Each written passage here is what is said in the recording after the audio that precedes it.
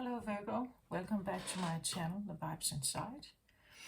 I am Mariana and I am ready here to do your next reading. I've pre-shuffled the cards, as you can see, they're still on the table. Here, I go all by intuition, and it's just like they just present themselves somewhere for me. So this time of reading, it's like it wants to present like a cross for me, and there's a center card that is always very important. This could be something like what's very apparent in your awareness right now, something you're working on, something that is like highlighted in your, like everyday life or something like that. The side cards here can represent earthly matters, like earthly maybe problems or challenges or tests, or a person, maybe a person or an energy here that is somehow affecting this. This is usually something that has to do with your subconscious mind, underlying energy. It's a driver in you. It's something that drives a process forward. Maybe that's why you have that this is in your awareness right now, because something has been working in you for a long time. This is usually what's on your mind, what your mind is occupied by, what your mind is your mind process. Also maybe something about how clear your mind is. Like, do you have confusion, or are you actually clear-minded? Are you set to go? Are you out here? Sometimes I have very spiritual cards here. Actually, this is a very earthy. This is the mystical shaman card, which usually works very much with very earthly energies, tangibles. Where these cards are actually more, you could say, spiritual or cosmic, or they go with another kind of a spiritual or higher vibrational mindset usually to it. But maybe that's just the process you are in right now, Virgo, right? Well, I'm still processing about this tremendous Virgo reading I did 3 weeks, 3.5 weeks ago or something. But I think that we have come to a point now where there is this recognition. If you have been following my readings, you know that that reading was significant. It has had an aftermath in some of the readings after. And it's interesting to see what is here. I was guided to take another card here that kind of, I should lay it under. So it's an extra explanation card to whatever this is. So we'll have a look at that later. These two decks here are new. So this is from the Priestess of the Light here. So I work with 2 new decks here on the table. The red card in the middle is from this deck called the Divine Feminine. If you're interested, right? Okay, so let's get in here. I'm going to turn the cards around here now. Let's have a look at this.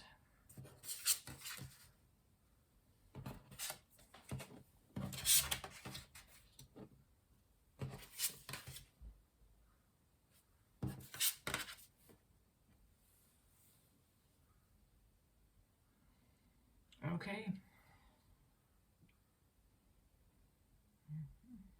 Okay, let's just dive in here. Maybe you can't see them that clearly, so I'm going to show you. So in the center here, I have Su, well, this is Chinese, I guess, so bear with me if I'm not pronouncing this correct. Su Xiangying, the mystic of peace. It says, I am peace. When my mind is clear, the way is clear. And it's interesting how I said that already, didn't I?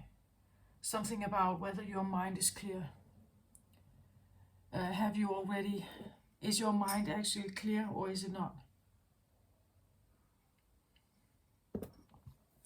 For some reason I actually feel like it is here in your mind space. I have the mystical shaman here deck, but it's the blade.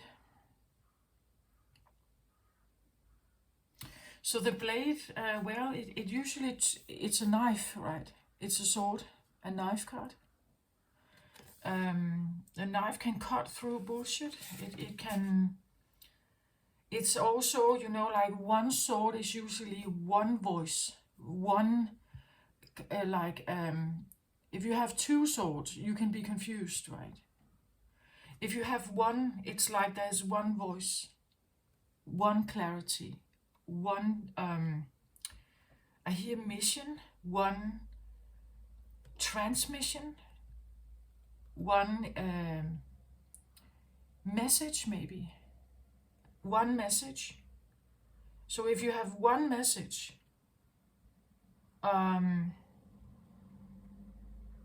created maybe through the mystical shaman. I feel like I have to take the book here on this, because this is interesting in your mind space, right? It's almost like maybe you are a shaman. You are an earthy energy, Virgo. You can be the hermit, right? That goes inside. You could be a shaman here somehow, or you have, maybe you have created this sharp message, this one transmission, this one voice I hear, like one clear voice, maybe that's what you are in, like you want to have one clear voice. One clear voice. The blade represents sharpness of mind, body and spirit. Pointing upwards, it summons the power of heaven. This is what it's doing. It points upwards. When aimed down to the ground, it anchors the power of the heavens on earth. The blade can be a healing tool or a weapon. Wield it wisely, and it will transmit power, bestow initiations, cut energy cords from the past, and sever toxic relationships. Use it with anger, and it will slash, stab, and kill. So it's a very, and I get Archangel Michael here, coming through here also now, and he's the yielder of the sword, right, the cord-cutting energies. He is very, very powerful. So maybe you're working with him at this time, maybe you are sharpening your mind here. I have peace in the center. Usually when we have one voice here, when we have one voice, it's easier to sit in peace, because we are not confused. We're not confused. I get more almost like mission, like the peace here is a mission. When my mind is clear, the way is clear, and therefore I have peace. It's like I know what to do.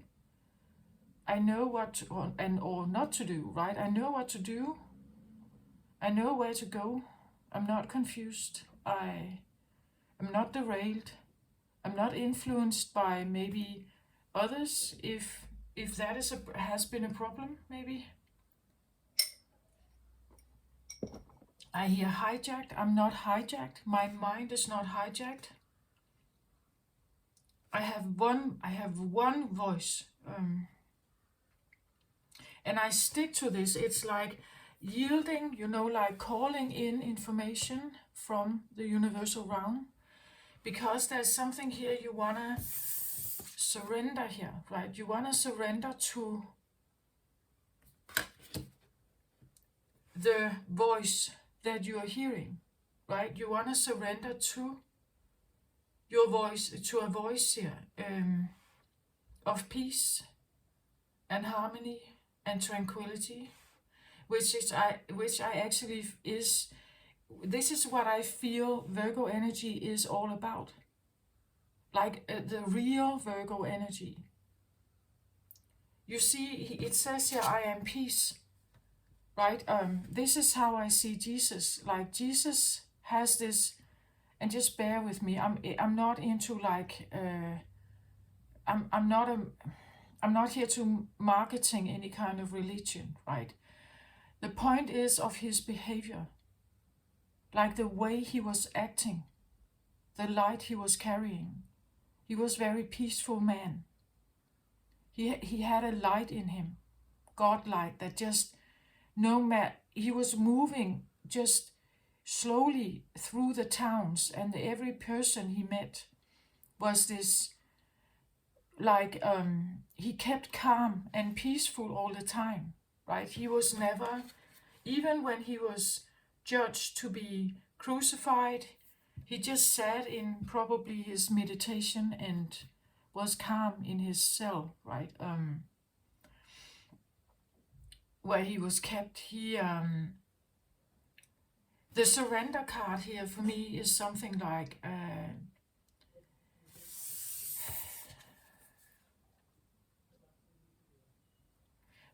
I feel like surrendering to the peace that is actually you. Like this is an innate being in you. But sometimes it gets derailed by maybe what we are having here. I have two very difficult energies here. I have the loss and lack card on one side.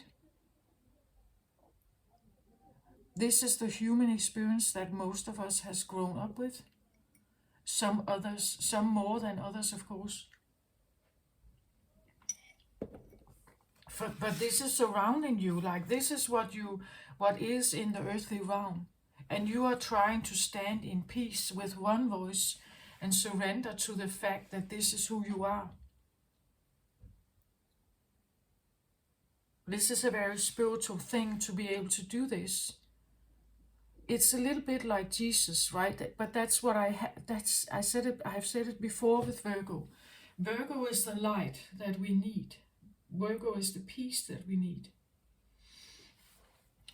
It all, and that's why the Virgo energy is so, and that reading I did a long time, at least 3 weeks ago or so.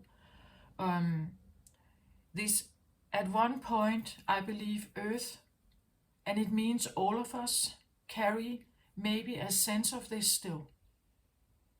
It is said, some scientists believe that the breath of Jesus when he died, Jesus, right, is still in the air.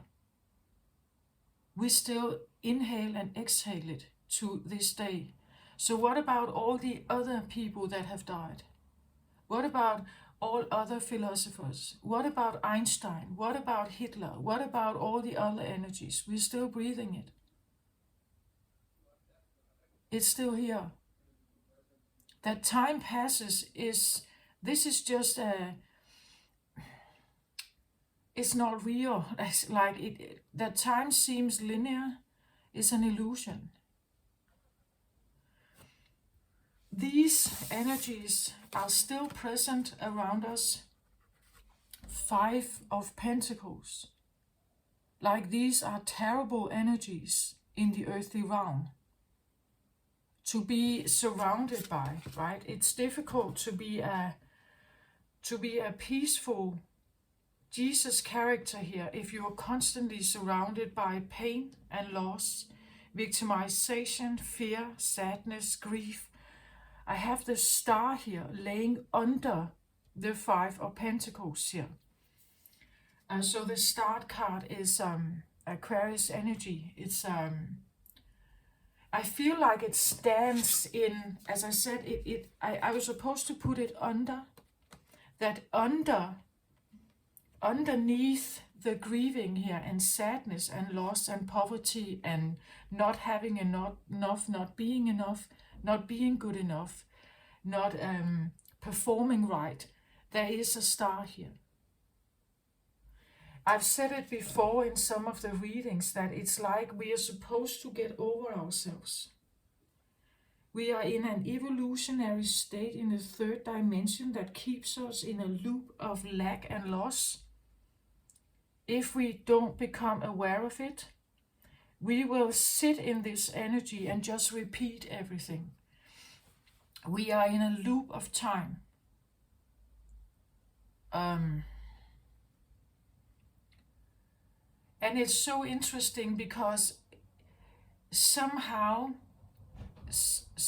like the third dimension is such an energy here. Not this. The third dimension is this. And you have two lack cards. It's like you are constantly surrounded by this. This is terrible. Right? This is a low vibrational energy. But if you can somehow get over, well, I know it's very provocative to say that, or that I have the audacity to put this out, but we have to get over ourselves. The way we gossip, I believe that the yin and yang energy is not supposed to be together. Not permanently. Like, well, it's a bit like the animals out there, right? That some animal groups, they come only together for mating and then they split again. This is how I think it should be. Or because when we are together, when masculine and feminine energy is put together and it stays together, this is where we can't figure this out. We are opposites and we can't figure it out. As long as you put male and female together, you are constantly occupied by figuring out how to make it work. In marriages, for instance. Marriage is a perfect way of keeping our mind occupied with like daily problems,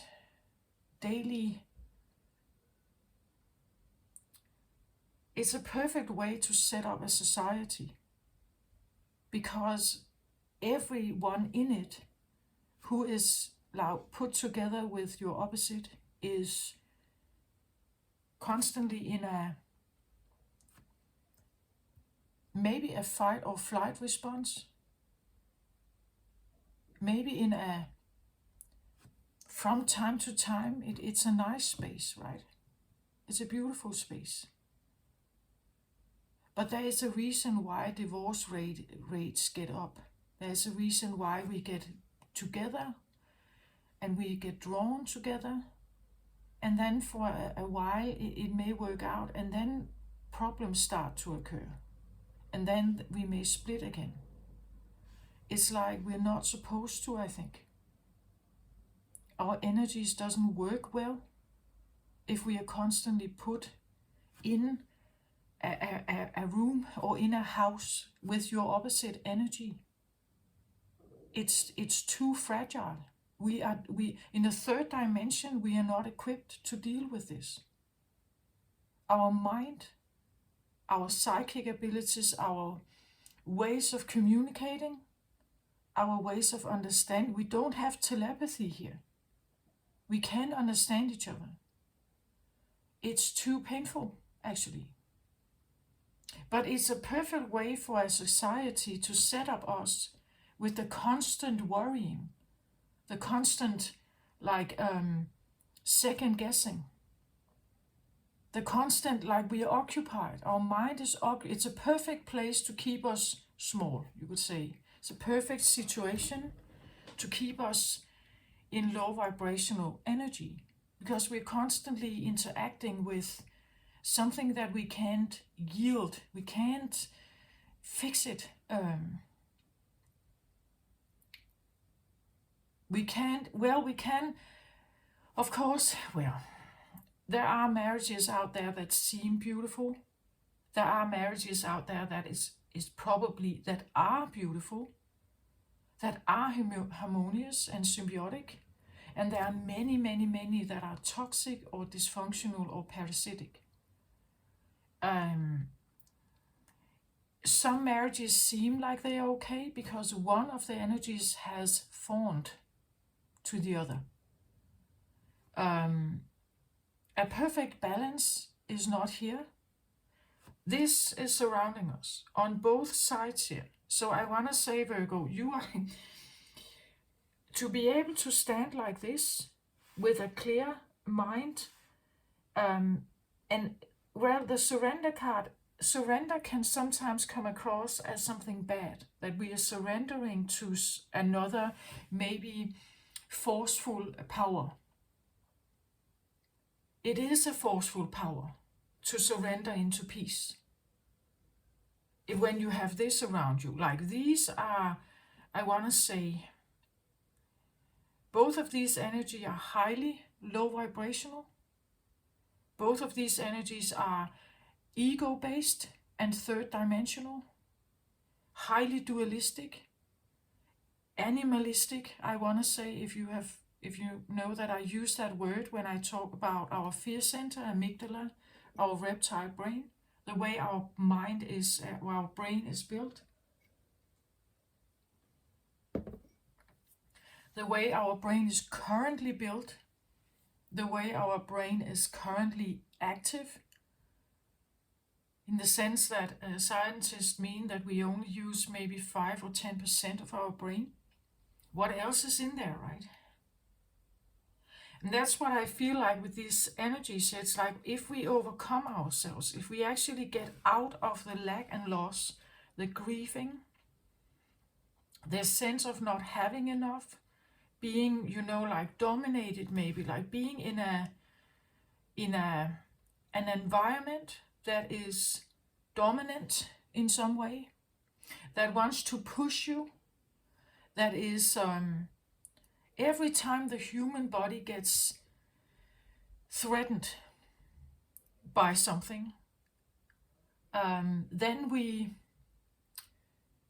act. The amygdala is activated. The animalistic side of us comes to the forefront. We are fighting for our life, or we are fighting for our well-being. We may even fight for others, like our children or family or something. We become highly reactive, we become defensive or protective.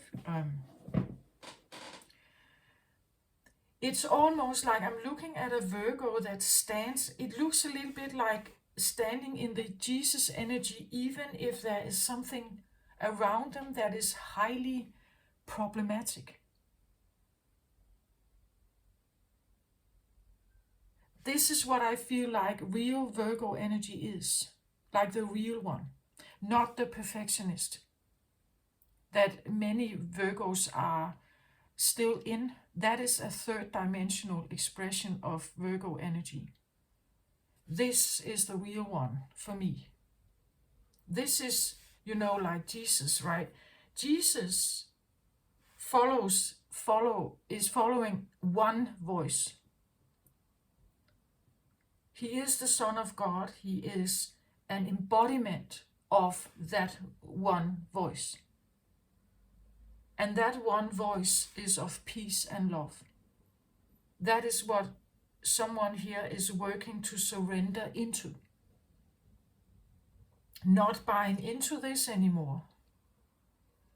Because when you overcome this, when you get over yourself, as what I talk about, it's not to talk down to you in some way. This is an evolutionary state. It talks about where the human is in its evolutionary state towards enlightenment. You have seen me make some videos, the last round of readings. I had this tomato picture in the front, where we see these green tomatoes, from a little flower to green tomatoes up to the red ripe one. The red ripe one can suggest enlightenment. higher dimensional energy. It has gotten the message, you could say. It knows now. We are one of the green tomatoes. That's how I see the human evolution at this point in time, including my own. I am in human form as well. I have responses. I get reactive. Of course I do if I'm threatened. That is a human response. But this is someone who tries to put themselves, you could say, take that out. I wouldn't say take it out of you, but you decide that there's more, right? Here, someone has decided that there's more. I surrender to my path of peace here, following only one voice in my head. I'm sharpening it towards the heaven. It points upwards here. I'm sharpening it. It's like listening to it's like listening to the voice of God, or listening to the voice of peace and love here. That I want to be this embodiment, right? I want to be like that. First of all, because it gives me peace here. This person is in peace. They are not in this here. Somehow they have been able, because they're listening to one voice here, they are trying to embody the peace here. Surrender to the journey of becoming or being a peacekeeper, I literally mean a peacekeeper. They want to keep peace in them, but also people can see it, like they radiate a certain energy, like Jesus did. There's a reason why he got followers, right? He wasn't doing marketing campaigns with spotlight and everything. He was just speaking. He was healing. He was walking in his sandals. He wasn't wearing fancy clothes or anything. The reason why he is so magnetic, why he's so special in history, is because of his peace here. His acceptance, I want also respect, right? Jesus was very much aware of the fact that not everyone would like him. It's like the ripening of the tomato. You can't take a small green tomato and suddenly expect it to be red. Like, it has to go through certain evolutionary states, and that evolutionary state is actually a surrendering state. You surrender to something more.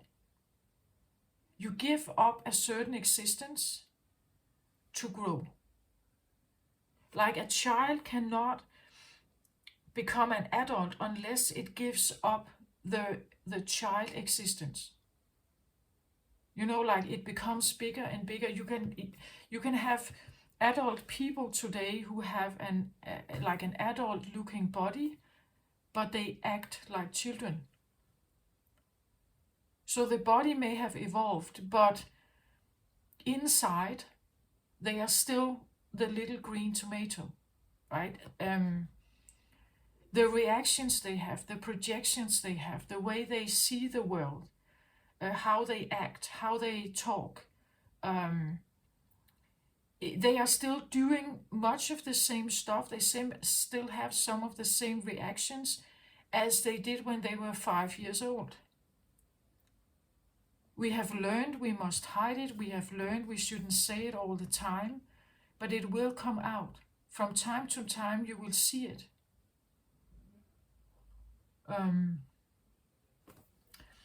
It's interesting how the star card is underneath this. Like, when we can somehow, you could say, the star card is well, it's Aquarius energy. It's Aquarius energy is usually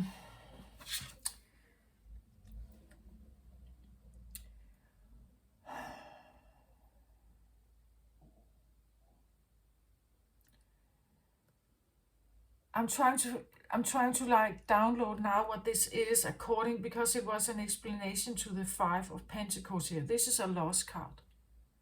Lack and loss, sorrow, grief, shame, lack of confidence, not feeling equipped or good enough to do okay in this world. But again, look back at the reading I did, right? Where I spilled my coffee all over the place, and some of the cards in some of my decks were very damaged, especially one I had to tape it together. It had to do with positive emotions, fulfilling relationships, and deep and spiritual insights. That was almost destroyed. And what I feel like is here is exactly that. Deep and spiritual insight, clear mind here. Standing in peace, love, and harmony. That is definitely high vibrational. And the surrender fact is that you let God, you could say. Like here, these energies are typically where we're standing in, we want to control a situation. We want to stay in control. We try to survive. We try to get the control over a situation. We feel threatened.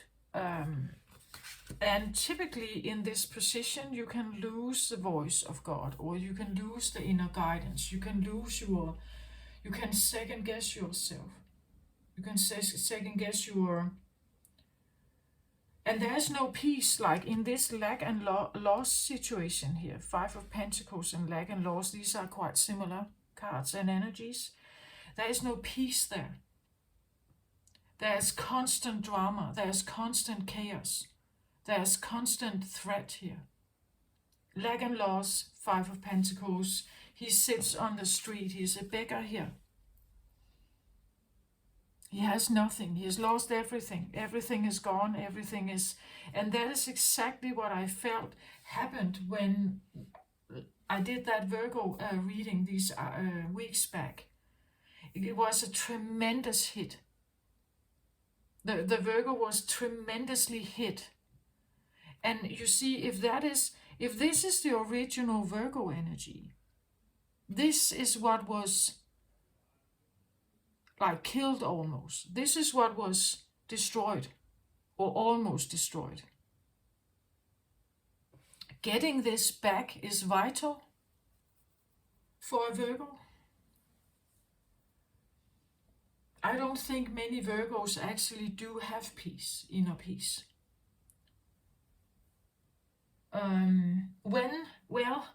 When they, if they comply with their inner critic, yeah, then I think they have a certain element of peace. But if they are not complying with the inner critic, they will be in agony.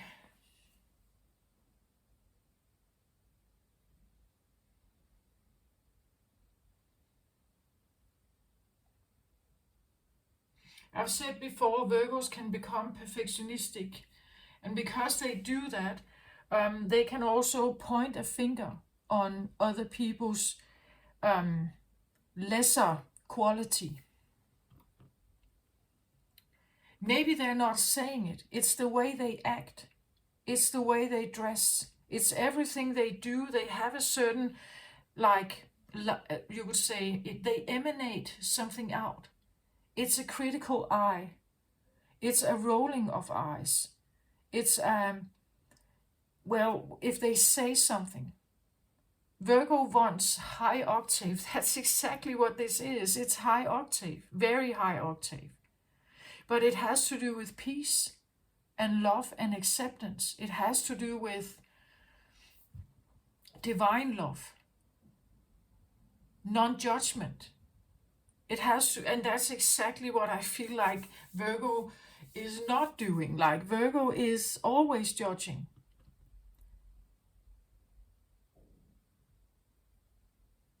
And they are especially hard on themselves. It's almost like they are sometimes sabotaging themselves, or that there is some kind of guilt feeling, or some kind of, that's what I feel like, the blade, the voice that they're supposed to have, it has been damaged. Like the spirit, deep and spiritual insights was damaged. The positive feelings of peace and love, high vibrational energies was damaged. It got like a major hit. But what I'm seeing here, my intention for the reading in the first place is the lightened life for Virgo. My intention is, how can Virgos lighten their life,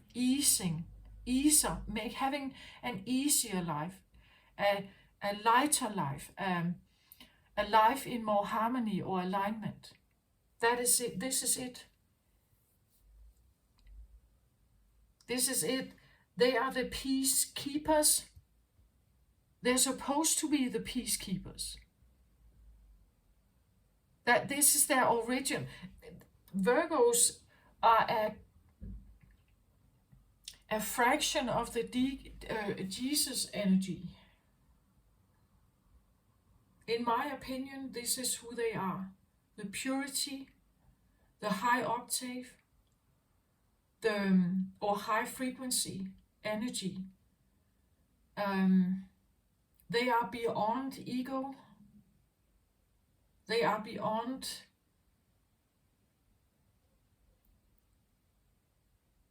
this is the one everyone refers to when you see the top models that stand the Miss America or Miss Universe, and you ask them for a comment, and all they say is that they would want peace on earth.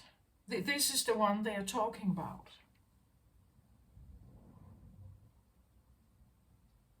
This is what they are referring to. It's like wanting this blanket of peace and love to come in on all over the world, to keep us, that opens our hearts, right? He was a tremendous healer, Jesus, right?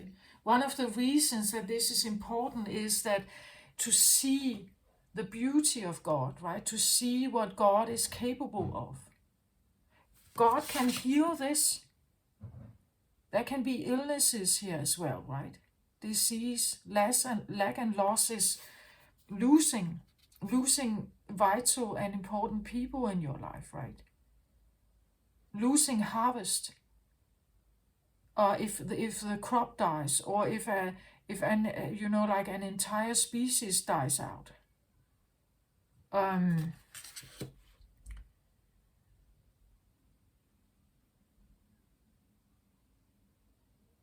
The healing powers of Jesus was tremendous.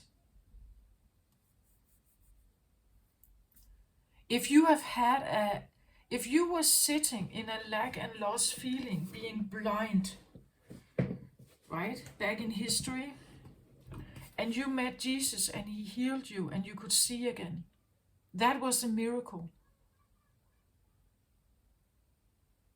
To be around someone like this, if they actually sit in peace like this, that is a miracle. It's a miracle to have this energy when you're surrounded by this. This is the lighter life. This is the life that you're supposed to have, Virgo. This is where you have killed the self-critical tape recorder in your mind. You have peace. There's only one voice here. Only one. Only one that tells you what is. And I feel like that voice is just of peace. It's just of peace, nothing else.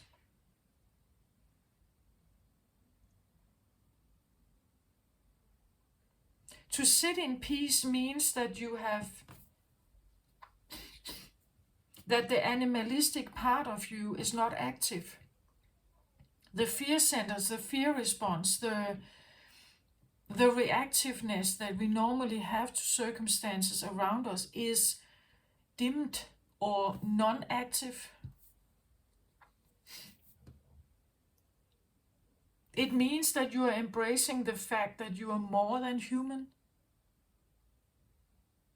I think that here we have someone who is, or could be, embracing more soul energy and less human energy, because the soul energy is infinite. It means that it's not dying, it's not in danger, it's not threatened. No matter what people say or do or bring towards you, no matter what kind of voices that come here towards you and want to influence you somehow, and they are all around you, that's exactly what I feel was happening with Jesus. He was born into an existence, an earthly existence. People were living like that.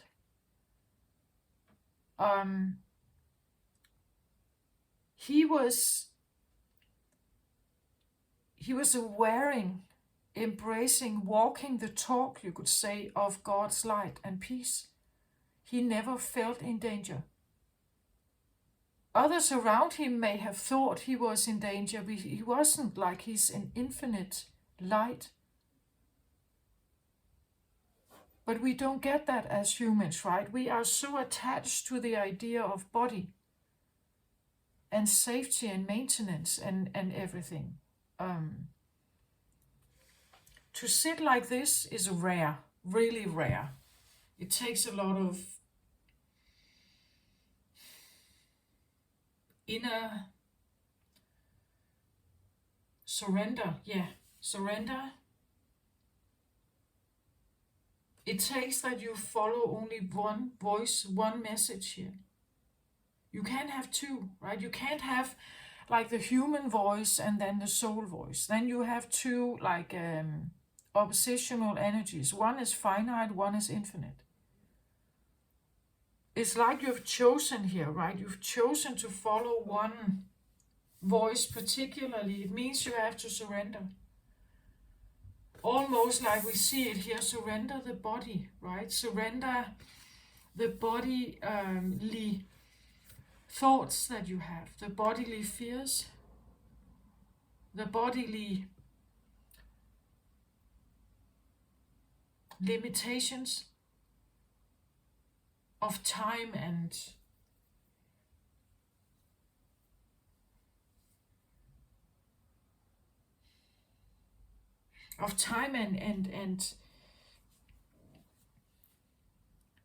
well, existence, this idea that we have to maintain it, right? We have to heal it, we have to maintain it, we have to keep it going.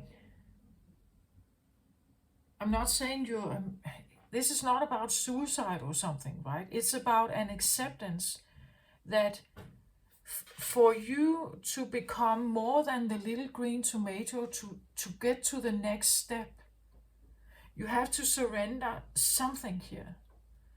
Surrendering a way of living. It's also maybe surrendering like victimization. That we are somehow limited in the body. That the body is almost like a prison. In the sense that as long as we are in a body, we are in danger, we can be in danger. Well, not all the time, of course, right? But every day you scan. Every day your brain is scanning for discomfort or something that is not in alignment with you. Something that doesn't, like, it doesn't comply with you. It doesn't comply with your needs. A simple thing is you wake up and you see that it's raining or it's very cold outside suddenly. So it's like, oh, now I have to wear more clothes, right? Or I need to get my coat on or something. the fact that we can't be naked all the time, because I actually think that that's our default state. Our real default state is to just be. To just be. This idea of taking clothes on and needing more clothes if it's cold it's because it's uncomfortable if we are not doing it. Not wearing clothes also, there's another layer to this, something about our sexuality and that we are somehow shielding a part of us. For many reasons we're doing that. Not only to keep warm, there are many other layers to this, social things. But actually I believe that our default state is to just be. It means that we would be naked then. We would walk around naked and just be what we are. That would be our default state. That's my personal belief. But because we have figured out that when we put ourselves together, it's not really working that well. Right? Sometimes this is really terrible. Sometimes there's violence here or abuse or something, right? It's not working well. So to coexist, we have figured out certain survival plans. So we put on clothes, we do a lot of stuff in order to do this. We have created hospitals, for God's sake. We try to keep the body, like the body is our main focus, that the body is working, our organs, our brain, everything. This is what we focus on. To keep it intact as long as possible. But actually the body, this is my personal belief, you don't have to agree, and please just... But this is my personal belief that the body is a lower vibrational state of existence. It's not, and I'm not saying it's bad, it is. It's a third dimensional, fourth dimensional existence. It is what it is. It has certain options and opportunities, it has certain challenges. It comes in a dualistic environment. It exists in a dualistic environment. But somehow we have come to worship it, right? We want to find life in the universe that resembles us. We believe that the human state, the current human state of existence is like the elite. That is what life is supposed to look like. That is what life is supposed to be. But there are many other kinds of existence. Some existence has no form. It's again, we are so locked in on our own current existence, little green tomato here, that we can't see the end goal of something. It's not present for us. We can't see it. It's not there.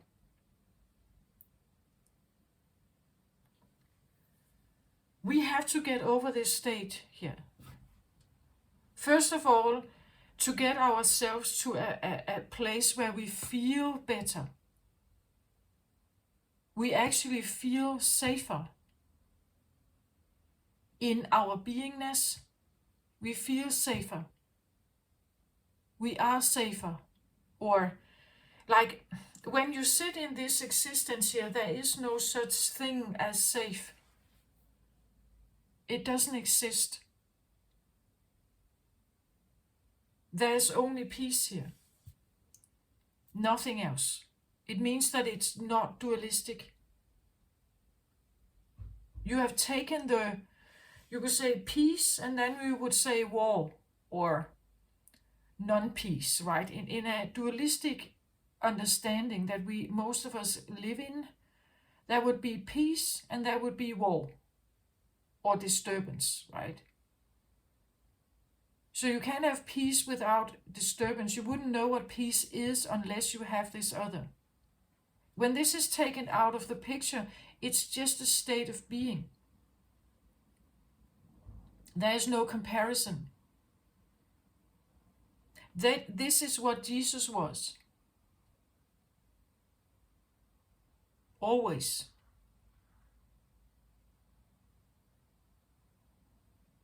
But the body limits us to a certain sense of understanding.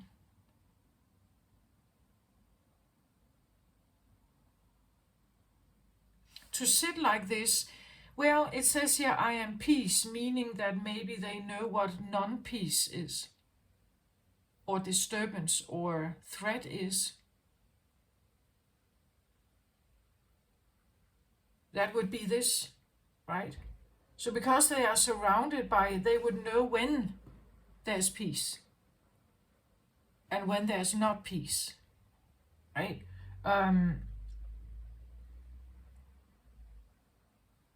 But this I feel like is actually what I believe Virgo energy is when or before the hit. Before the hit, this is Virgo.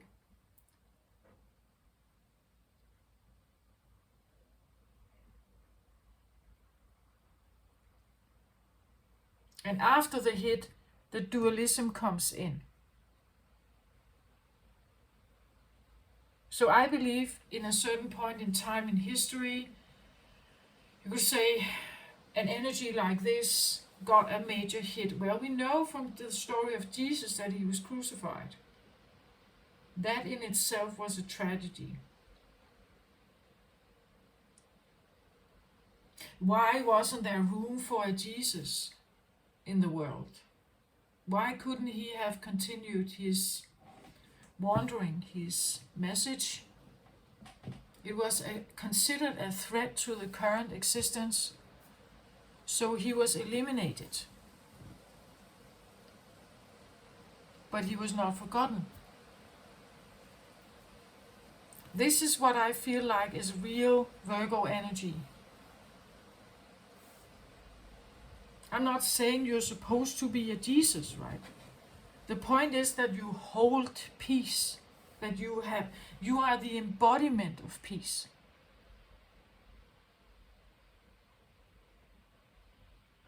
I believe that is the true Virgo energy. Definitely high octave, definitely aligned with higher consciousness, definitely with very high vibrational human views or worldviews, or values. You would say that the values they transcend egotistical existence, right? It has, and again, it doesn't relate to body, right? It relates to something entirely different.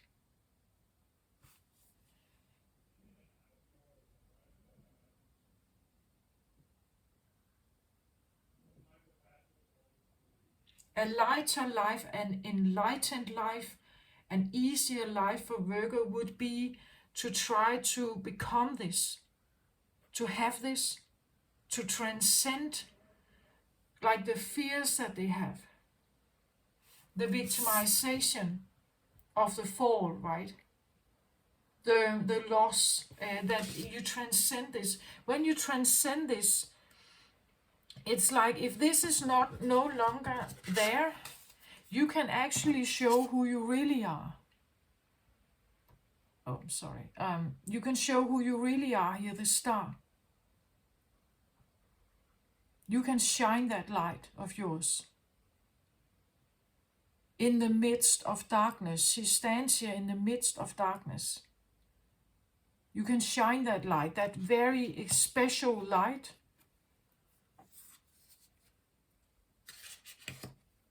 But in order to be able to do that, and the star card is, the star card is, well, you could even say that this is it, right? That you tune into something here that is of a higher vibrational frequency. It's about shining that light in the midst of the fear and loss here. In the midst of the lower vibrational energy, to be this special voice to dare to be this? Are you brave enough to be this?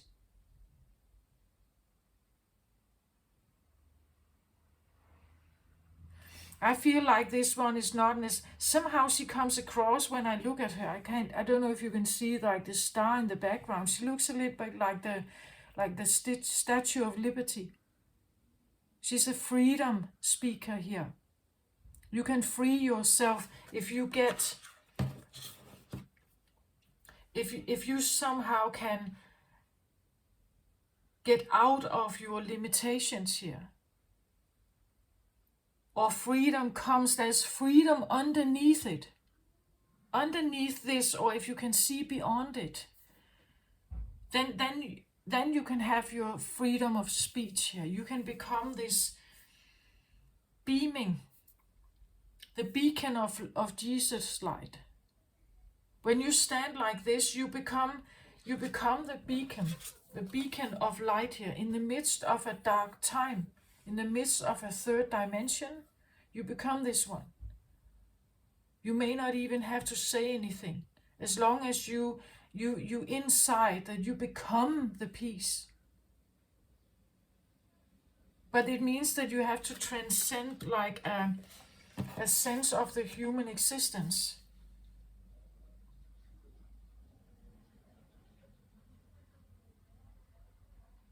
And well, people would maybe say, but that's not possible. I would say it is possible if you become it. Yesterday I was reading for Leo, and there was something about how to manifest the things in life that you want. That we want something. Usually the things we want is because we don't already have it. It's not already with us. So we want it. We feel separate from it. We want something that is not already here, so we want it. But when we want something and we stay in wanting it, it means that what we keep manifesting is wanting something or striving for something. If we start thinking in a different way, that it's already here, that I am already this, I am already this. You are no longer like running for it. You're no longer hunting it. You are telling yourself that it's already present, that it's already with you. This is where you can become it. You are now everything. You are manifesting its existence right here and right now with you. You're not manifesting the wanting and striving. You know, like it's like the carrot is already in front of you. You never get to it. But if you are manifesting from the point that the carrot is already here in my possession, the carrot is already in me or alongside me, it's already here. The key, the light, the peace is already here. Like a manifestation, like I am peace, means that you say that it's already with you. That is how you become a vibrational match to it. Not by saying that you want it, because when you want it, it's not with you already. So please have a look at the Leo reading about this idea of how to like attract it to you, how to manifest it, how to become it.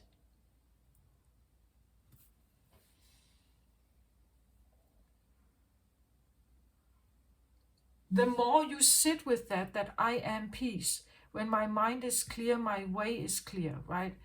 I am peace, I am clear-minded, you speak in present tense as if it's already here. You can even write down like manifestation phrases like that.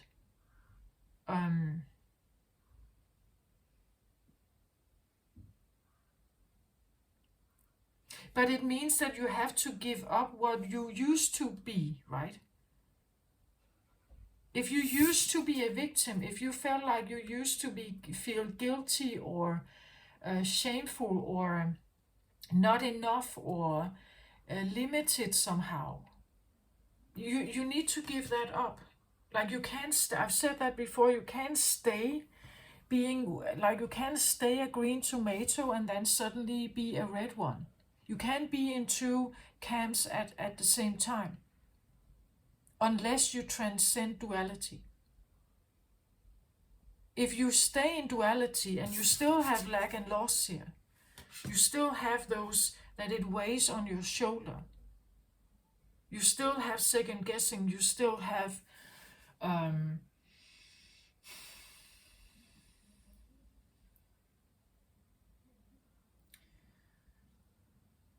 you still have second guessing, or you still have mistrust perhaps. Then it's very difficult to sit in peace at the same time.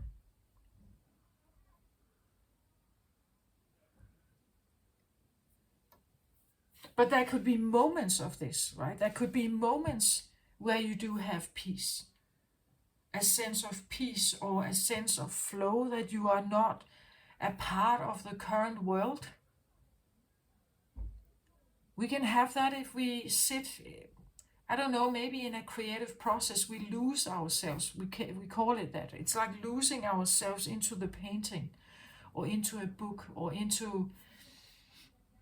For a little moment, this is not knocking on your doors all the time. If you sit in meditation, or if you follow a guided meditation, or if you sit in an ASMR experience, this is where we have a moment in time of being outside of normal existence. In that moment, you can have peace. And you can cultivate more and more of this by the choices you make in your life.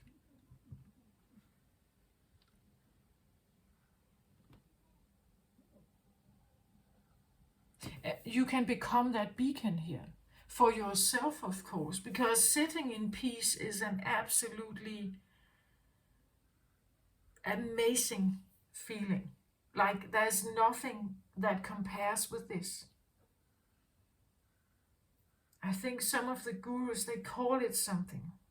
What is it? It's a special sense of feeling of existence.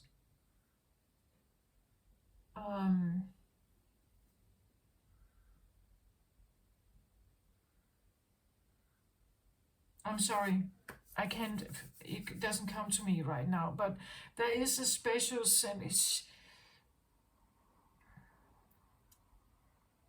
It keeps wanting to come through, but I don't get it. It's not here.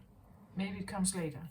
Anyway, there is a special sense of existence where you sit in that peace feeling. And that peace feeling is like, I would say, sitting in with the presence of Jesus or God.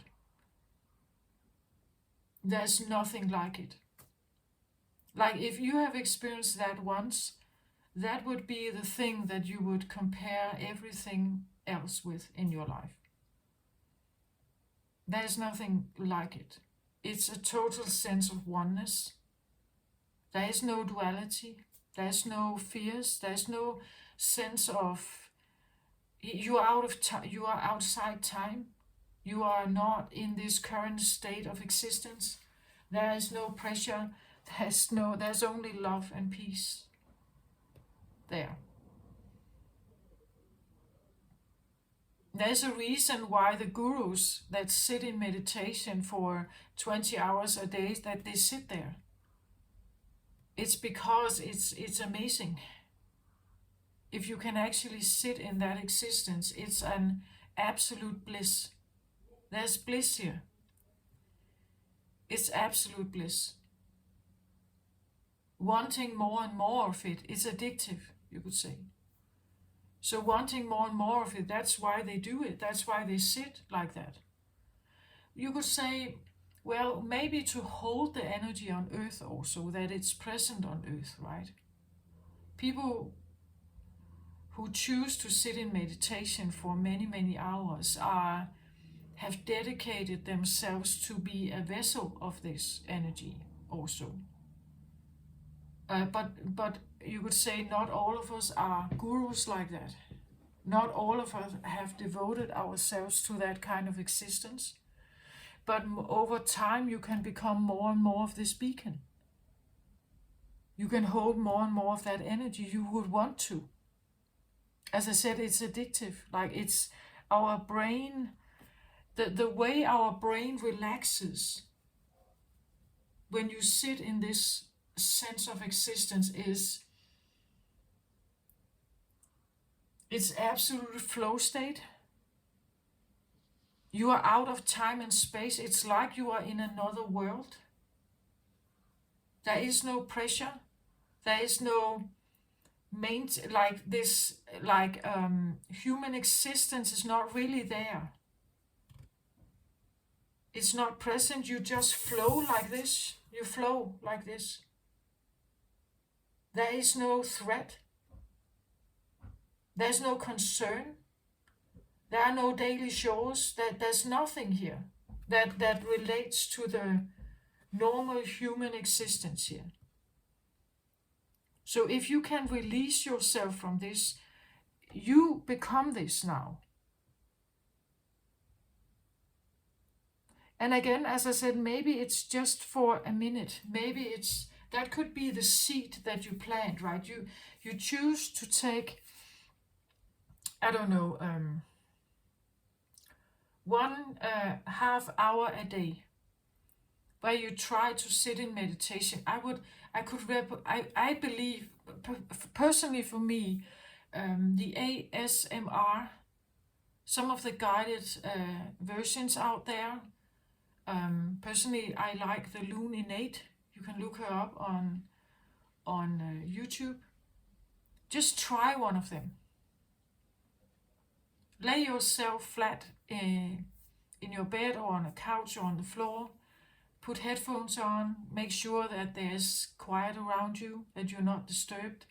And just try this. Take a blanket over your body, so you're not cooling down and becoming uncomfortable. It's like try to make the womb for yourself and then listen to this. And then see what it feels after. This is so amazing. And you would maybe want to do it more. It's very addictive. So, it's something about following just that one thing becomes more apparent. I've said this in Sagittarius reading I did a while back, it's called the news reporter. It's something about what is the biggest story in your mind. What is the biggest headline? What is the story that overrides any other story in your mind? Is it a story of fear here? Or is it a story of peace? Like planting new. I made a recent videos called something about planting an ease seed in your mind. That's what I think we should all do. We should try to plant an ease seed in our mind. I don't know how or what is ease for you, but in your case, it feels like peace. And I think that could be a good thing for Virgos, because this perfectionistic tendency it's not the right expression of Virgo energy. It has elements of it, but it's a distorted one. It's not the right one. It's not the authentic one. And I want to say the authentic one has limited ways of interacting in the third dimension that is very dualistically understood. But I believe that Jesus wasn't in his short existence on earth is 25 years or so he existed on earth. I don't think he was in dualism. Like he did not exist on earth like that. His timeline was different. He walked with others who was in that timeline. But he was not. He was in a higher vibrational state. He wasn't fearing death or anything. He wasn't like that. That's what I feel like this is about, right? It's a different existence. And I've said it before in some of the other readings, you can be in a room with other peoples that are on different timelines, or different frequencies. Some are highly in the third dimensional energy of dualism and animalistic thinking, and others, they are on a fifth dimensional energy.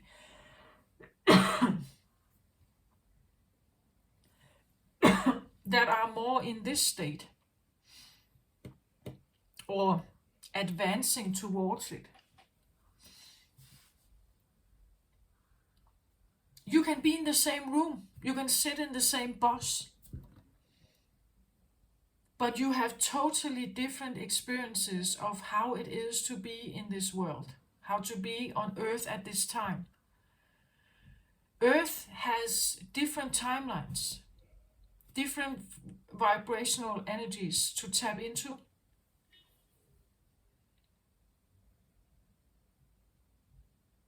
It's not all the same for everyone. Some are already in this, as I said, the gurus, right? They sit in this energy here.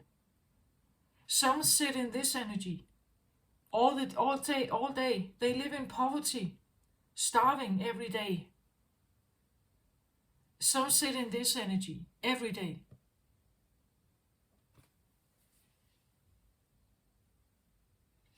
When you sit in this energy, earthly tangible matters don't matter. How much money you have, how much food you have, how much status you have, how many followers you have on Instagram, fashion clothes, it doesn't matter. It has nothing to do with that.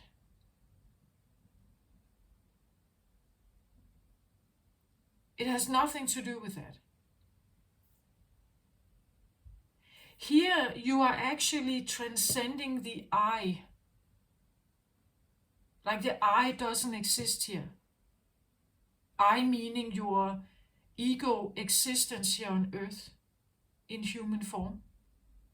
The persona you identify with, the I that has a name, that belongs to a certain family, that is a dentist, or, this entire existence, the I disappears here. This is a state of being that has nothing to do with, I want to say here, it's like you transcend the body. You're no longer in that body.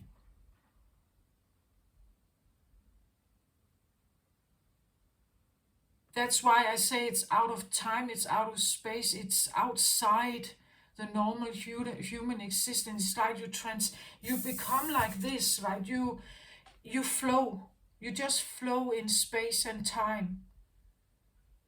You're not connected with your body. Your body is not important in that space. Your bodily existence. It's like, and the name. Here, the name doesn't matter. Your earthly existence doesn't matter. You have transcended this. The I is no longer present here.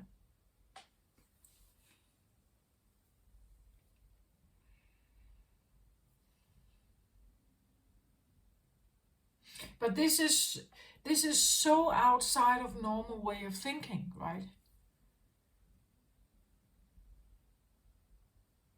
Normal people don't think like this. We are caught up in the I, usually. We are stuck and locked in the I. Like the I, the letter I, the me existence. The me existence is an ego existence. It's a persona that we have created that matches the body that we walk with. But here you have no I, no me. The me is transcended here. That's what I think. This is how Jesus was. Jesus had no me. People called him Jesus. But for him, I believe he was only light. Like his authentic sense of being was light and love and peace. But for us to understand Jesus, he had to have a body. He had to have a name. He had to have an original, like a story. He had to be born. That's the only way we get it. That's the only way we understand it.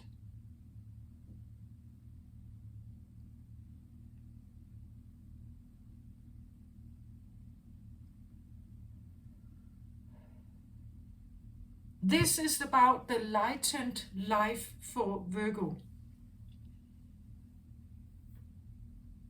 It's about how you can have an easier life, or how you can actually transcend everything earthly, because you are not earthly, Virgo. You are not earthly. I say you are an earth sign, but that's just, well, maybe it's because you have walked the earth like Jesus. There are many others like Jesus. Kuan Yin, Mary Magdalene. There are many others like that energy.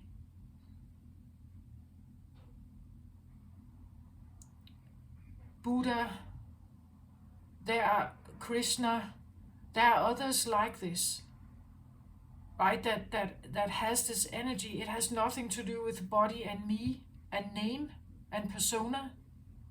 It's what they emanate, right? It's what they send out that is important.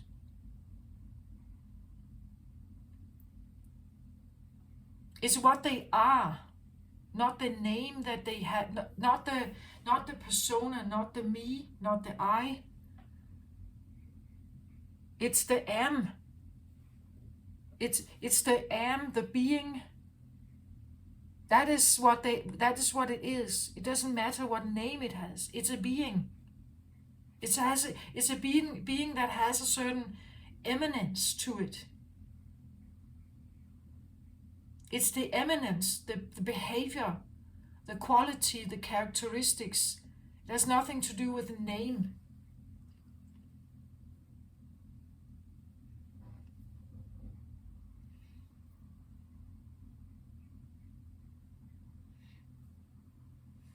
You recognize this if there's a person in your life that you just love them for who they are. It has nothing to do with how they look, what they earn. It can be a sense of mother energy.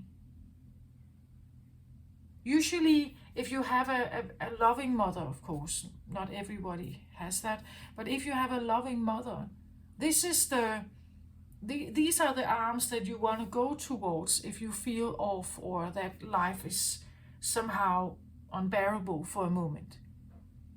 That's the arms you want. It has nothing to do with how she looks. It's about her beingness. Right? It's what she is.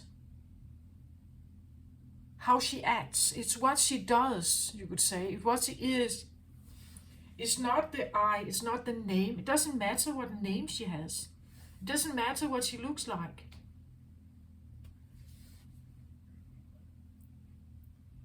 I hope I'm trying to, it's because I have an image in my mind and I have a feeling in me. I'm trying to bring it forth to the best of my knowledge that I can. I hope it kind of shines through what I mean. And why we have to become aware of this. Again, well, the human brain is almost created to be seduced.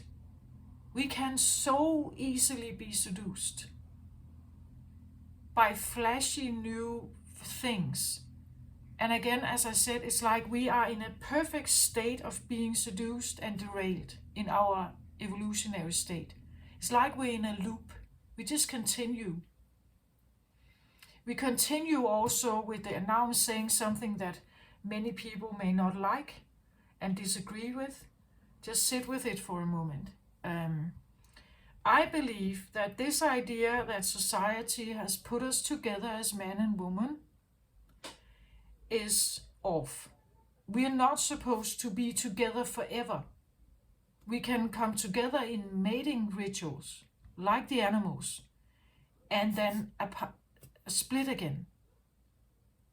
I believe male communities are better, feminine energy communities are better. This is where we would probably thrive more, because we are not challenged by like opposition that we have when we are in a well, the male could have that, but there's something about the fire energy also. When you are with an oppositional energy, the fire energy can be challenged here. In the beginning, the fire goes up, the sex goes up, there's more sex. But if you are not in a relationship as a man with a woman, your sex drive usually goes down. It's heightened when you are with a woman, especially in the beginning.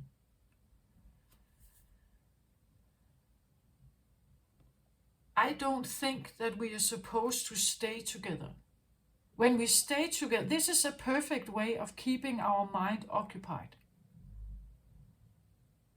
about the things that don't work, about the discomfort, about the things that suddenly are off about this other person, about each other. Because actually we don't go well together, right?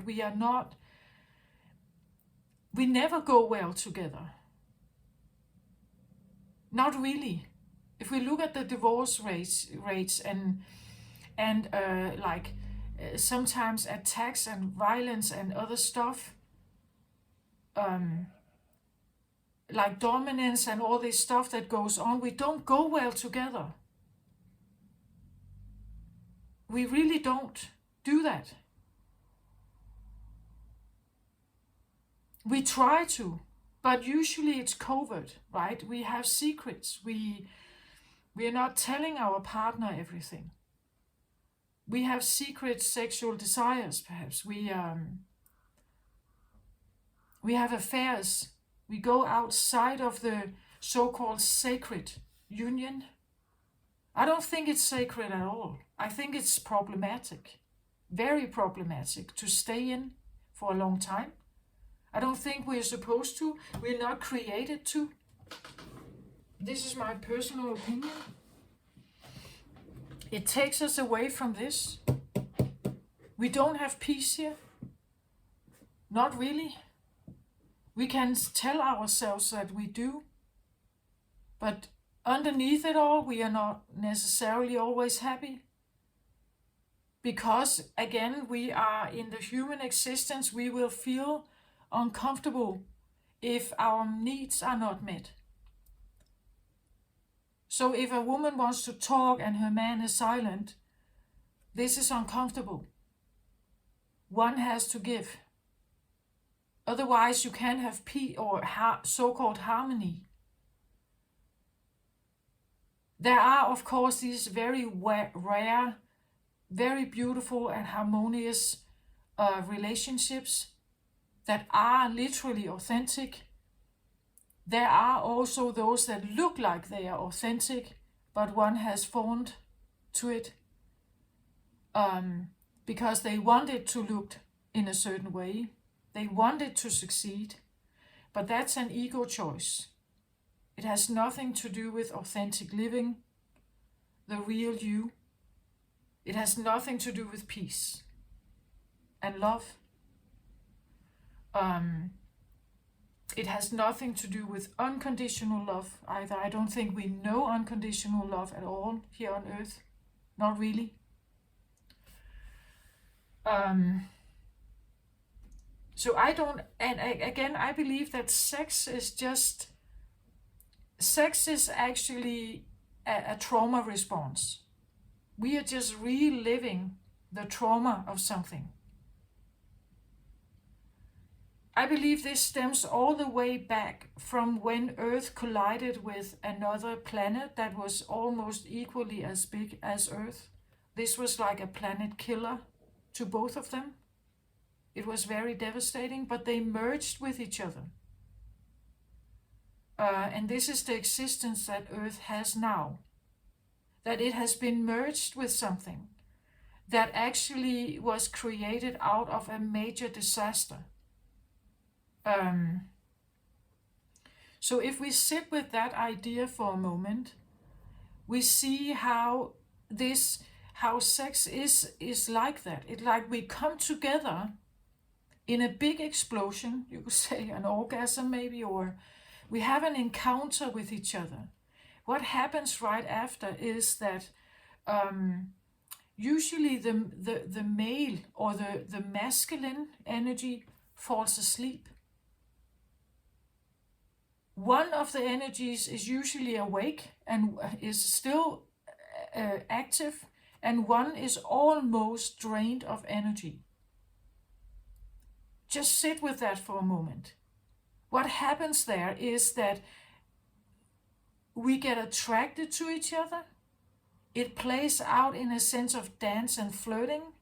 There is interaction, and then boom, there is a sense of numbness, exhaustion, and as we see with men, usually falling asleep.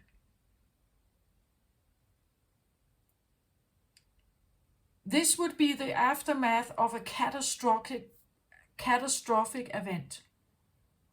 I see this as we are just replaying the trauma of having merged with each other once. Like two energies merged with two planets merged with each other in a giant collision. We are reliving that constantly. We say it's healthy. I don't think it's healthy at all. If you get to the point that you're actually realizing what you're doing, I've said many times before that the sexual act for me has nothing to do with this. It has nothing to do with divine peace, divinity, unconditional love. It's an act of dominance. It's an aggressive act. It's an act of trauma. It's a trauma response. It's not kindness. Well, it can be. And of course it will be for some. But it can, we know that sexual expression has so many layers. We know pornography. We know all kinds of expressions here. This is not always idyllic and symbiotic and beautiful. It can be. It necessarily doesn't have to be.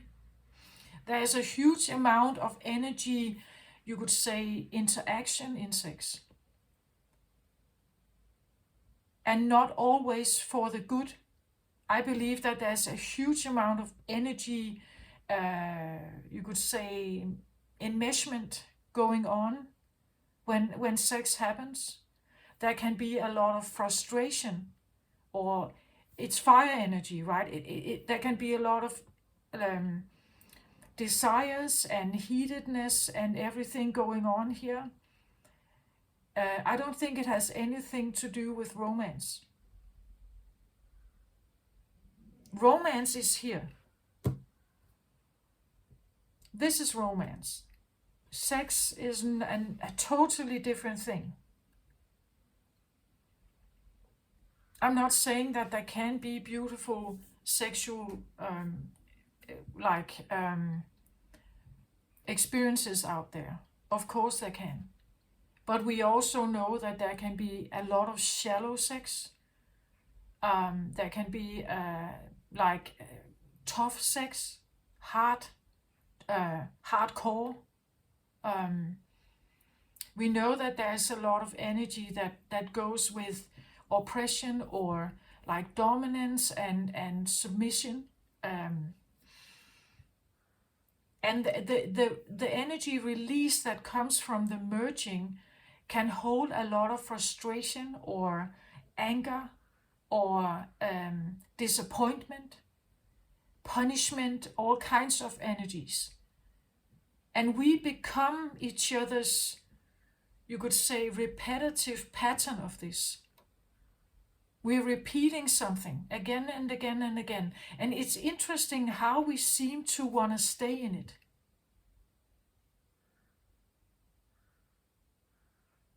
So when a marriage is not working out, we get a divorce. Sometimes the partners find a new partner and merge again. We're repeating, we're keeping it going again and again and again. Now we get a new partner. It starts out great, the merging, perfect. But over time, then it becomes different. It becomes different. It changes. The relationship changes. We are no longer in the love bombing phase. We're no longer in the seduction phase. But we want to be seduced. So we repeat it again and again and again, but we're actually not seeing what we're doing. We're not seeing that we're just repeating the story again and again and again. And what happens? We are actually repeating, and this is especially for the masculines out there, not necessarily males, but for those who hold a lot of masculine energy. You are repeating your own worst trauma. You are repeating a near-death experience every single time. Because what happens, the males, or what I call the masculine energy, this can be also for a woman, they fall asleep right after. This is such a tremendous experience that it actually drains the entire energy out of them. It's like becoming numb. It's like becoming out of existence. For a moment you are out of existence.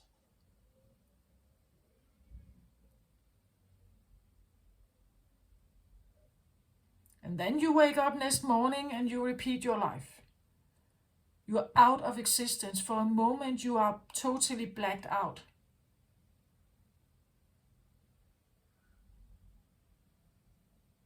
What you're doing is seeking your near-death experience.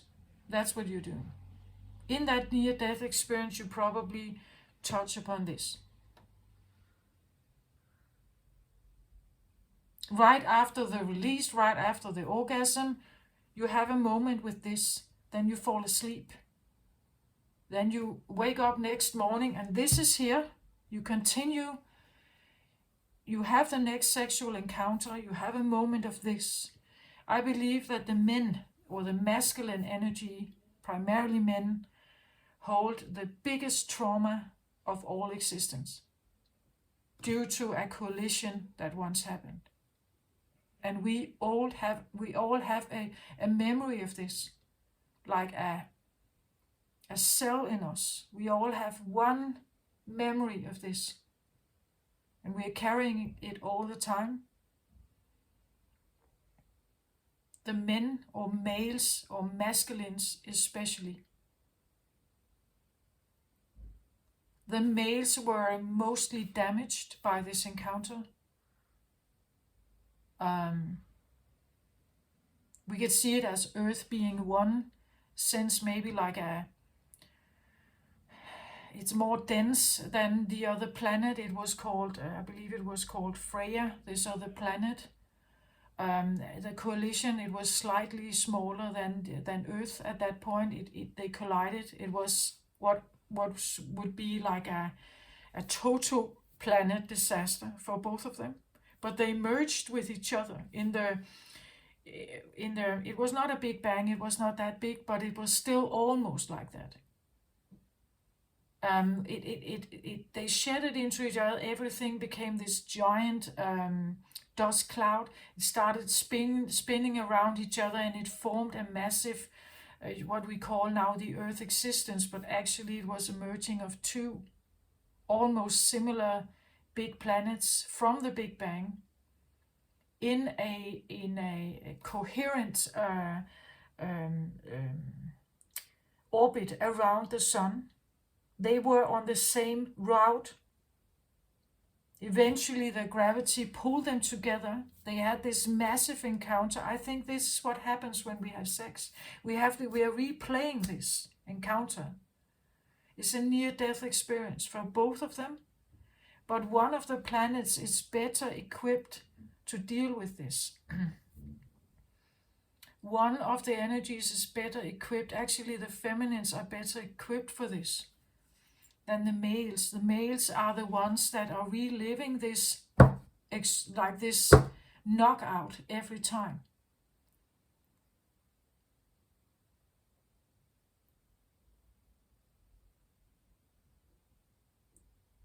This is the masculine wound I believe that we all carry.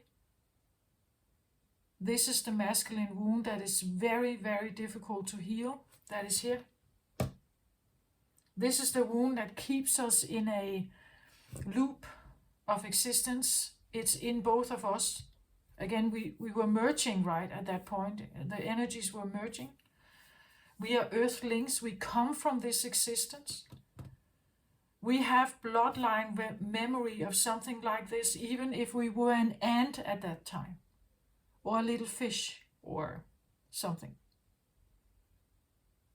This is my theory. You don't have to agree, but just take a moment to sit with it.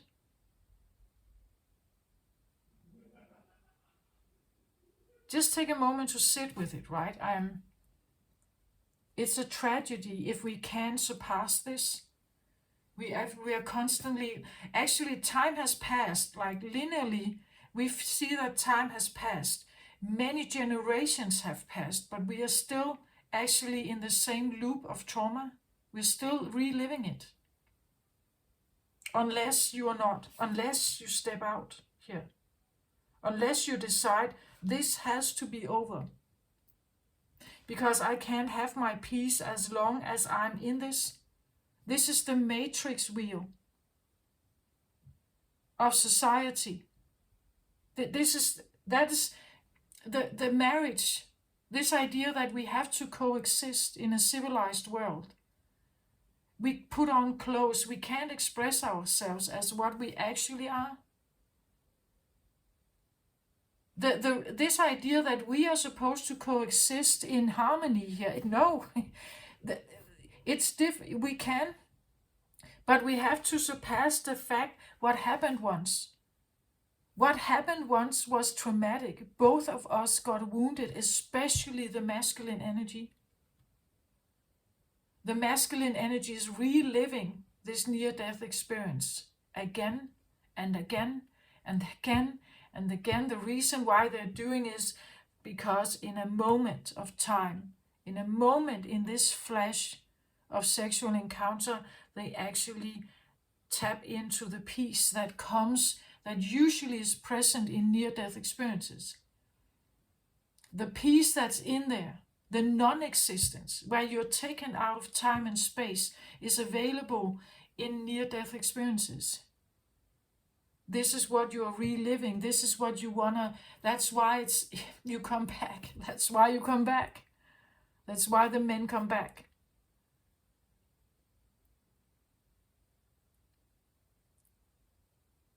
But you are also currently reliving the trauma and the release, the trauma and the release, the trauma and the release, the trauma and the release, the trauma and the release. That's what's going on. It's a cyclical cycle. We call it healthy. We call it healthy.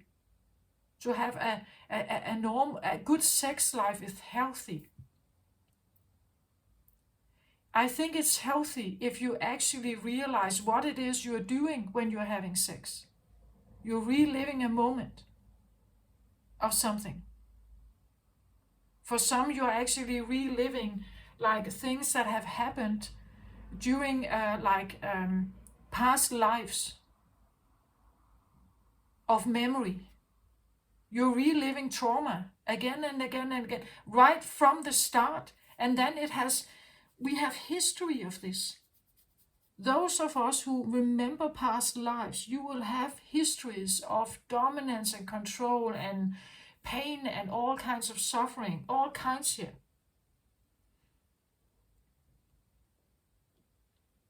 We could even say that there's lack and loss on both sides. None of us are benefiting from this repetitive pattern. Unless you have sacred sex. Now you realize every time I have this encounter, what happens in this encounter? What is it actually that I'm looking for when I have sex?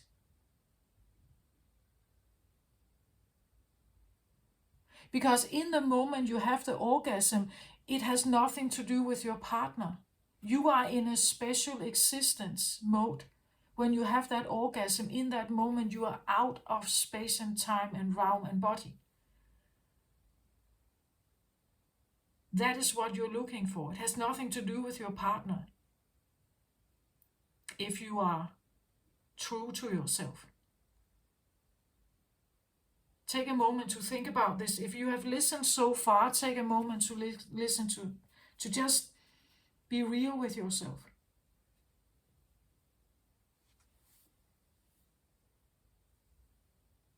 And in this scenario, I'm not saying that you may not love your partner, that you don't care about your partner. It has nothing to do with that. It's just deeper down, the layer deeper down. There is something there to be figured out.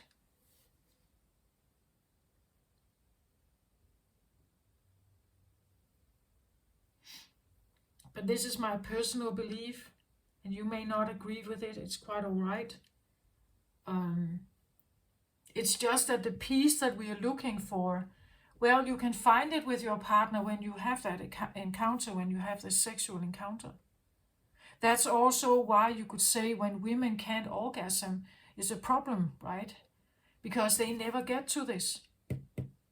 They never get here. That's why they may feel unfulfilled in their relationship. That's why they may leave. That's why it's not intimate enough. It's not close enough. It doesn't have those qualities to it. The motherly, you could say, the closeness, the open arms, the everything, it's not there. Deep down, this is what we're looking for. The out-of-body experience, or near-death experience, in some cases, the out-of-body experience, a flow state, where it's like you're out of space and time. You don't have other normal earthly shores here. You're out of it. It's out. You are in a trance state or something like that.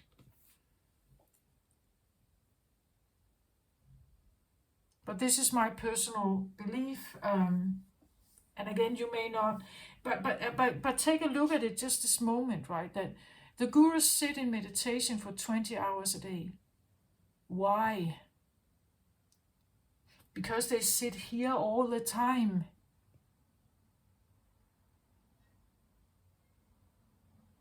In this place, or in this existence, in this experience, it doesn't matter what car you have. It doesn't matter how much money you have. It doesn't matter what kind of status you have on Facebook. It doesn't matter who you're married to. and how you look. In this present is only beingness. Again, the body is it's like an outer body experience. There's only one voice, one message, one existence. I hope this makes sense. I hope I can explain what it is that I tune into here, right? This is what Virgo actually is about.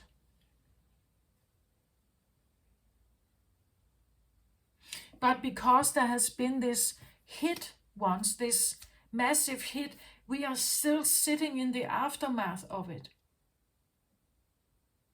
We still sit in it like that.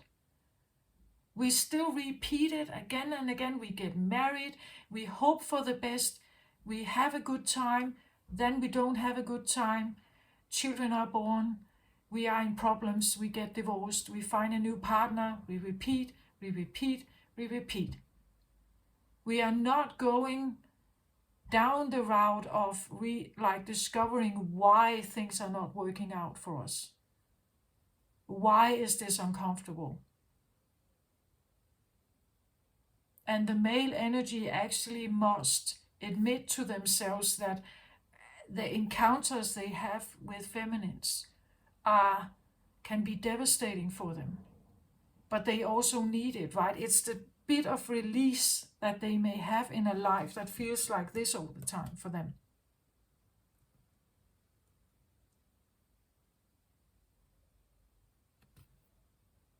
And again, I'm not saying that there can't be happy men out there. Of course there can. It's a generalization. It will not, it cannot, of course. Again, there's outer yin and yangs here. Everything is a balance of yin and yang and outer. In the outer, you have maybe divine peace here, and you have the total devastation or destruction. Right? That's the outer ultimate polarities. And then you have all these kinds of polarities that are in between here. But here you are transcending the existence of human life. You are in a state of, what is it called? Satya. I'm sorry, I can't remember. It has a special name. When you sit in this existence, you are out of space and time, and it has this connotation like near-death experience. You sit with God, like you are in.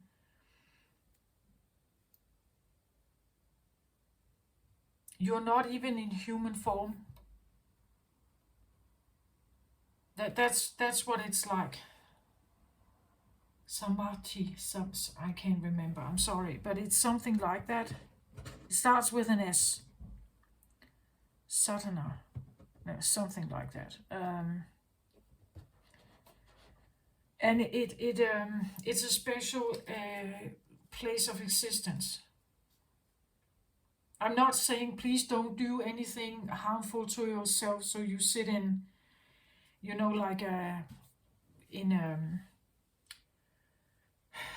please don't harm yourself to sit in a near-death experience, right?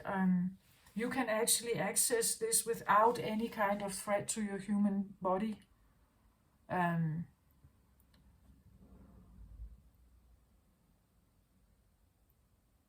But it takes a certain amount of, you would say, sharpening of your mind, becoming very clear on what it is that you believe in, or also on what you identify with. Again, as I said, you become it.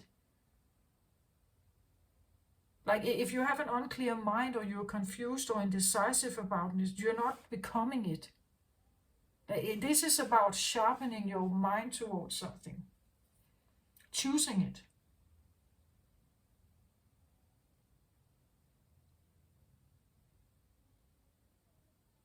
And maybe you need to start with small seeds, as I say, plant an ease seed in your mind. And let it grow, right? Let it grow, cultivate more and more, do steps towards it more and more. Eventually you may become this beam of light here. That underneath it all, underneath all the suffering, there is this beam here. There's this like extreme light that can shine up at like a third dimensional world here. You can become the one that walks in a third dimensional. You have all of this stuff around you, but you walk like this beam of light here. That can be you. You can have peace even though there is not peace around you. It is possible to have it or feel it, at least from time to time, to have more of it. But you have to choose it then. You have to step out of the repetitive pattern of always running into trouble.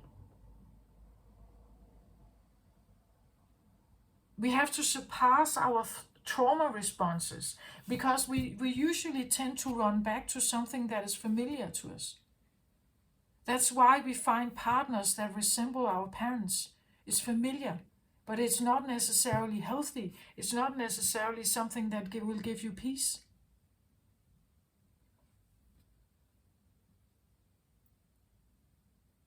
We have to stop ourselves in our normal responses. That's actually what we have to do. Sometimes go with the things that seems boring. Sometimes go with the things that are unexplored. Something we haven't done. That when you go back, you find a new partner, you're just repeating the pattern. The people you get attracted to, it will be the same thing, unless you become aware and you change your pattern. Again, remember, our brain wants to be seduced. It's almost built to be seduced. To be seduced into the idea of peace, but what we are actually living is trauma. Again and again and again and again and again and again. Eventually we have, we have had this encounter so many times with our partner that the idea of continuing is no longer that appealing. We change. During this time we change. And usually the feminine energy is the receiver of energy, right? So she could receive, all these frustrations, bitterness, disappointment, all kinds of stuff from the male energy, right, that is carrying the most trauma. Eventually she is filled up with this. This is also sometimes, I believe, when divorces come. But that is my personal, again, right? You can comment on it if you want to. But this is actually what we want, or what we want back, because I feel like this was destroyed once upon a time, and the Virgo was very influenced by this. It was a tremendous hit to Virgo energy on Earth. It changed everything, again, also because Virgo energy is about purity. It's about, you would say, and you're not pure when you merge with another energy. Now suddenly you are not one, you are two merged with each other here. So the virgin, the Virgo energy, the purity of something got disrupted, right? It couldn't stay pure. Both of them couldn't stay pure to themselves. They were thrown in each other's faces and had to deal with it somehow. That's actually how I see like the human feminine and masculine race. We're not good at this. Like, we're really not good at it. The ego is so dominant, it drives everything. We're repeating our patterns. We're repeating this again and again and again and again and again, and we're not good at it. We're not good at solving it. We don't see beyond it. That's why I talk about we have to get over ourselves. We have to get over this merging. It happened, yes. How do we figure out to become each other's best possible, most abundant, beautiful, loving matches somehow? The purity that we once had cannot come back, not in that form. We need to create a new, you would say Virgo here, we need to create a new 2.0 Virgo now with this. And how we do this? We can't stay in the, like the problem of that it happened once. That it happened once is a fact. We stand and we look at each other now. We can look at each other and we can see this constantly playing out. Still, how do we get over this now?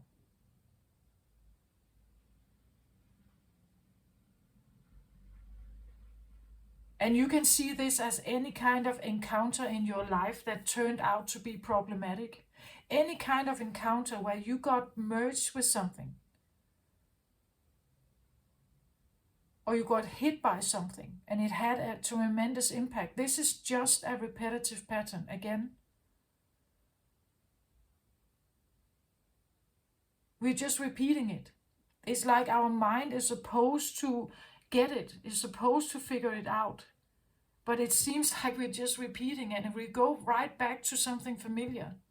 We go right back into the lion's cave again and again and again and again. We're supposed to get it. But it's like the third dimensional mind doesn't seem to want to open up.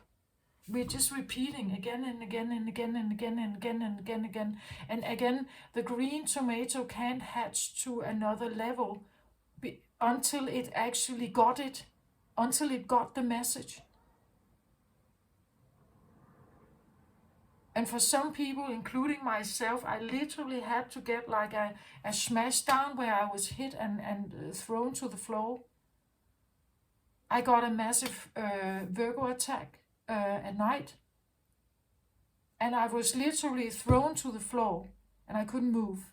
And I had no balance for more than a year. I couldn't stand on my feet and walk regularly. So I was literally thrown to the floor, sit or laying down most of a year where I couldn't move. I couldn't really do much. And in that period of time, I realized something, right? I had several realizations. Because it literally took me out of my ordinary life. I couldn't work.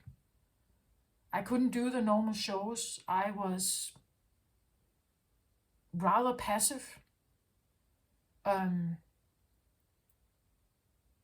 when you become passive, you usually also open up the more feminine receptors. You become more receptive to other information. And that's what happened to me, I feel like. Maybe to you as well. Okay, this is what I have. I hope this helped somehow for you. Please take care of yourself, Virgo out there. It's a beautiful path if you choose it. It will take a while, probably, until you get there. But use every moment you can to figure out some kind of flow state. This is where you surrender everything. This is where you surrender your normal fears, your normal, you would say, protective mechanism. And this is where you can find this, but it will be maybe in flashes or moments, or maybe if you choose these ASMR treatments or other kinds of meditations or something, you can have more of it perhaps. Eventually, if you actually transcend this, you will be that star here, that beam of light for others, that when they get near you, they can feel the peace in you. They could be drawn to you then. you know, something like that. Okay, take care of yourself, Virgo. Love and light to you. Bye bye.